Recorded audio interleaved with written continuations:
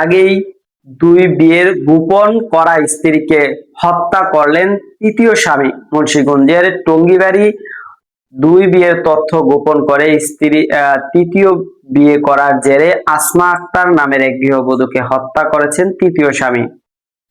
ঘটনার মাত্র 24 ঘন্টার মধ্যে রহস্য উদ্ঘাটন করে আসামি মহসিন মোতাব্বরকে গ্রেফতার করেছে police bureau of investigation PBI. বৃহস্পতিবার 9 জুলাই তাকে আদালতে পাঠানো হয়। পিবিআই প্রেস বিজ্ঞপ্তিতে জানানো হয়, টঙ্গীবাড়ি উপজেলায় বালিয়াগাঁও ইউনিয়নের পূর্ব বালিয়াগাঁও এলাকায় ভাড়া বাসায় স্ত্রী আসমা আক্তার ও 4 বছর বয়সী মেয়েকে নিয়ে বসবাস করতেন মহসিন মোতাব্বর। প্রায় 4 মাস আগে তাদের ইসলামী শরীয়ত অনুযায়ী বিয়ে হয়। তাদের বিয়ের আগে আসমার পূর্বের দুইটি বিয়ের বিষয়টি স্বামীর কাছে গোপন ছিল, যা নিয়ে প্রায়ই দ্বন্দ্ব কলহ চলত।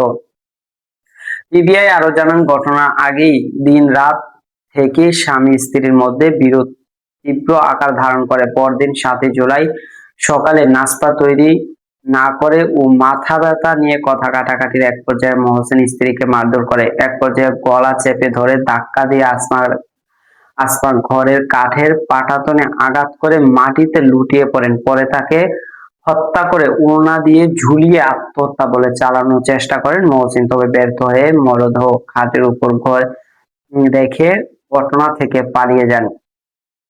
এই ঘটনায় নিহতের ভাই শামীম তালুকদার বাদী হয়ে টঙ্গীবাড়ি থানায় একটি মামলা দায়ের করেন। পিবিআই ঘটনাস্থল পরিদর্শন করে প্রযুক্তির সহায়তায় তদন্ত শুরু করে। পিবিআই মুন্সিগঞ্জ জেলায় একটি চৌকস গোপন তথ্যের ভিত্তিতে 8 জুলাই গোপালগঞ্জ জেলা মুকসুদপুর এলাকা থেকে প্রধান আসামি মহসিন মোতাব্বরকে গ্রেফতার করে। এরপর জিজ্ঞাসাবাদে তিনি হত্যাকাণ্ডে জড়িত থাকার কথা স্বীকার করেছেন এবং আদালতে 164 ধারায় স্বীকারোক্তিমূলক জবানবন্দি দেন।